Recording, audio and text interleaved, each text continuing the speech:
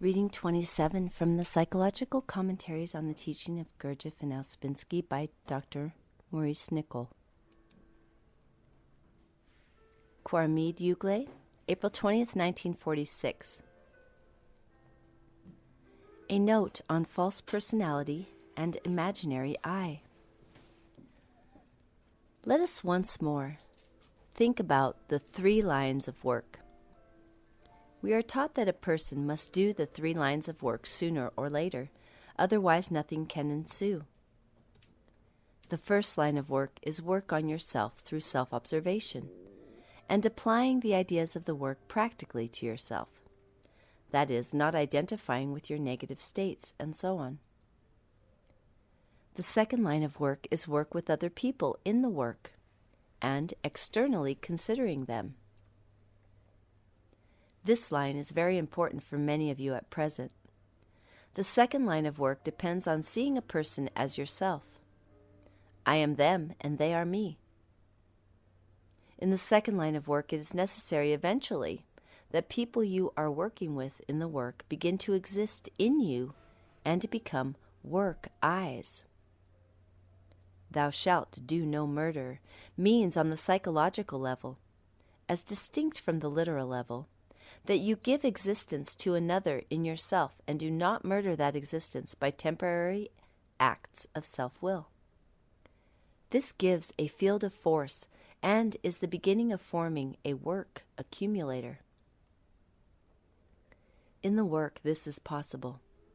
In life, it is not possible because life divides people through hatreds, scandals, etc. If you have followed the first line of work sincerely, you will begin to see that you are not what you imagine. Then, and then only, can you do the second line of work rightly. You see that what you criticize in others exists also in yourself. If you try to do the second line of work in a charitable way, without having followed the strict discipline of the first line of work, if you have not seen that in yourself exists so much that you criticize in others, you cannot do the second line of work rightly. You will do it sentimentally, piously, that is, in an entirely false way. You will then be awfully kind to a person whom you really hate, which is a horrible thing. The third line of work is about my work and what I am aiming at. It has to do with how this work can be carried on, how each of you can help me to carry on this work. Some people can do the first line of work to a certain extent and also touch the third line of work, but all 3 lines are equally important. Tonight I wish to speak to you about the first line of work and to a certain extent about the second line. Recently it was said that false personality and imaginary I are 2 different conceptions in the work, although sometimes we have spoken of them almost together as if they were the same thing. Let us take the conception of false personality in us all. No one can do the second line of work if false personality is predominant in him or her. False personality is the unreal thing in us. Personality is not really in the same category. All of us have to have strong personality in ourselves. For example, we all have to learn our jobs in life and be able to do something more or less in life. Personality is the acquired side, and the work says you should have a good acquired personality before you can really do this work. But false personality is quite different. I may, as a result of my training, have acquired from my personality a certain knowledge of medicine. This is quite right. A person who has never learned anything from life and cannot do anything in life is not a suitable person for this work. People who try to enter this work, who have done nothing in life, who know nothing in the ordinary sense, who have never had the patience to learn anything, who are no good at any jobs in life, are quite unsuitable for this work. They have not, in the faintest degree, touched this level which the work calls good householder. That is why I often ask, when someone suggests bringing in a new person into the work, what has he or she done? If I hear that this person has done nothing at all, has taken up this or that and dropped it, and is incapable of adapting to life in any way, then I am reluctant to accept this person. We were once upon a time, all of us, asked in the early days of the work, when we tried to introduce a new person, "What is he? What has he done?"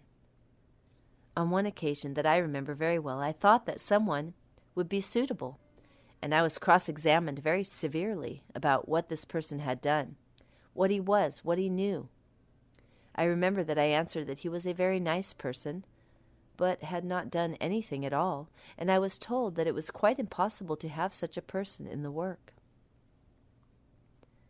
O said to me on one occasion, "You are trying to bring in a person, however nice he may be, who has not gone through the ordinary life training.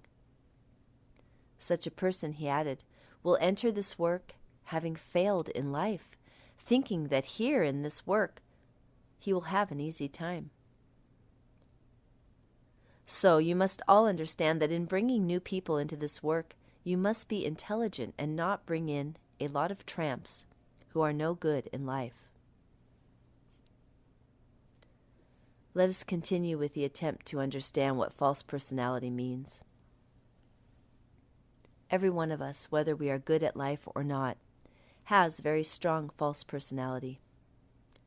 Let us begin by saying that false personality is an invention of yourself, a pretense. It is something unreal in you, which only self-observation, uncritical and sincere, can modify and finally make passive. We have been speaking for a long time about how we are not what we imagine we are. Sometimes I deliberately work on someone in this connection. The undermining of false personality. When I see it is quite impossible to do anything in this direction, I stop.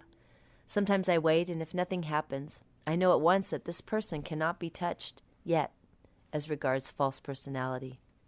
That is, the imaginary feeling that the person has of himself or herself.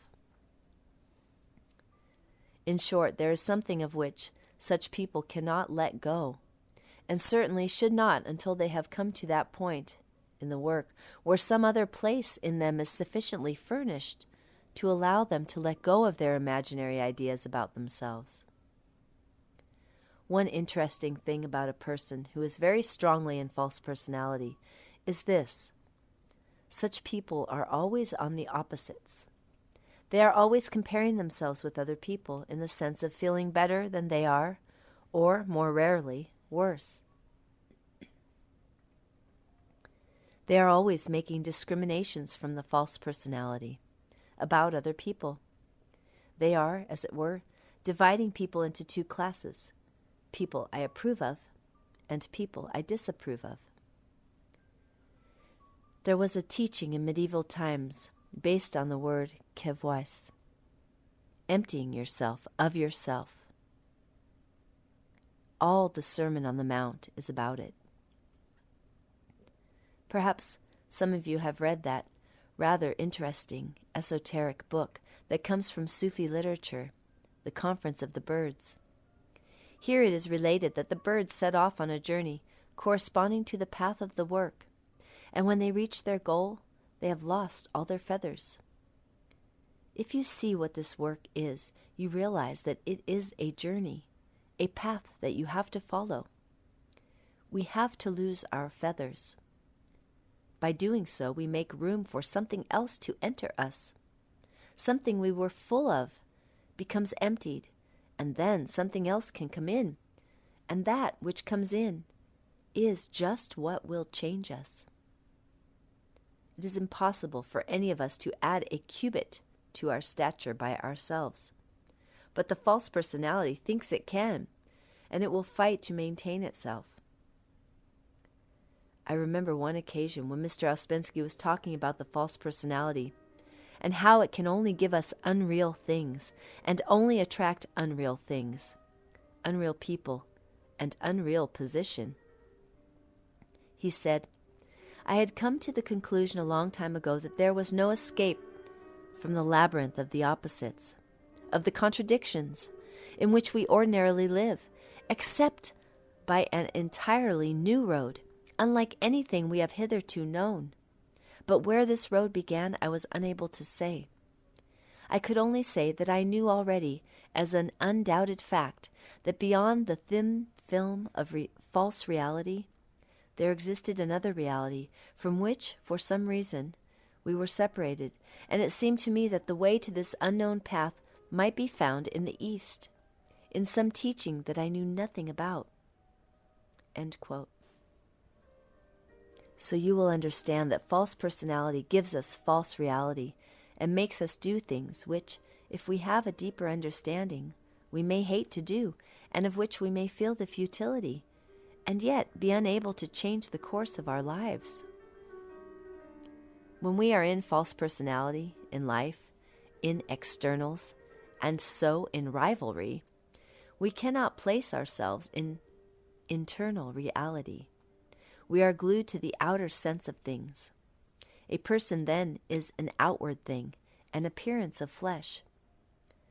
So one does not see where or what that person is psychologically, internally. That is, the being of the person escapes one. This is the giddy round of outward appearance. I mean, it is false reality, and so unhappy. To place oneself inside reality, which is always in motion, to adopt to its changing direction, and to try to grasp it apart from time and change, that certainly is a movement inwards and a new vision of what is real. A stiff person with stiff, frozen values cannot possibly reach this fluid state of truth. To such a person, truth is stone, inflexible. But to a person who begins to separate from false personality and imaginary I, truth becomes water, that is relative or flexible, not either or, not yes or no, but both yes and no.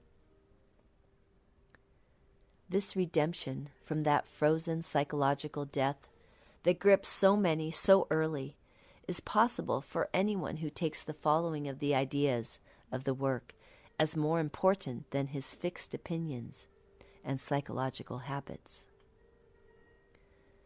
I would add here that to anyone who grasps the ray of creation and its tremendous meaning even a little, it will be difficult to sit in his small vanity and pride. Apparently, from that great diagram, we are curiously unimportant people, in view of many higher levels of beings.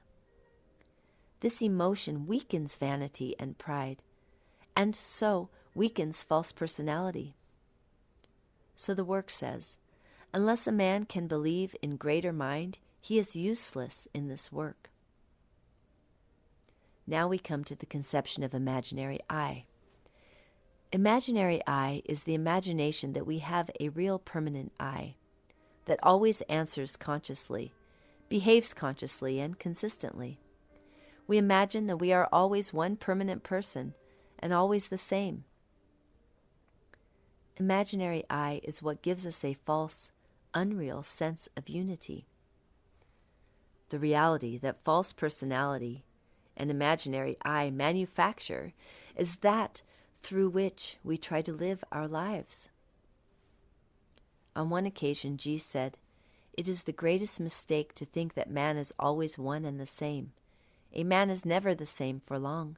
He is continually changing, and yet he imagines himself to be the same I all the time. It is difficult for him to accept that from one moment to another the I in him changes. He is convinced that he is a unity, a real person, but he seldom remains the same even for 5 minutes. We think that if a man is called Ivan, he is always Ivan. Nothing of the kind. Now he is Ivan, in another minute he is Peter, and a minute later he is Nicholas or Sergius. And all of you think he is Ivan the whole time, and perhaps you know that Ivan cannot do a certain thing. He cannot tell a lie, and then you find that he has told a lie, and you are surprised that he, Ivan, could have done so. In fact, you will say, perhaps quite rightly, that Ivan cannot tell a lie. It was Nicholas who lied. And when an opportunity presents itself for this I, called Nicholas, to be uppermost, Nicholas cannot help lying. You'll be astonished when you realize what a multitude of these I's, Nicholas, Peter, and so on, live in one man. If you learn to observe them, there is no need to go to a cinema. These words of G make us think again of the definition of the being of man in this work. The work says that man's being, in this state of sleep in which he is characterized by multiplicity, that is, by lack of unity. Instead of having a real unity, we have this imaginary I, this imaginary unity, which is entirely false. And so two people meet together and hope to be happy, not understanding that they are many, in each case about 1,000 different women and about 1,000 different men. A woman thinks, let us say, that she is marrying Ivan, but she is also marrying Nicholas and all the others, and vice versa. We will end this paper simply by saying that false personality is one thing, and imaginary I is another thing, but they both give us a false reality. That is why the work teaches us so much that we must observe false personality and observe imaginary I and try to get behind this imaginary reality to a deeper reality where things are quite different.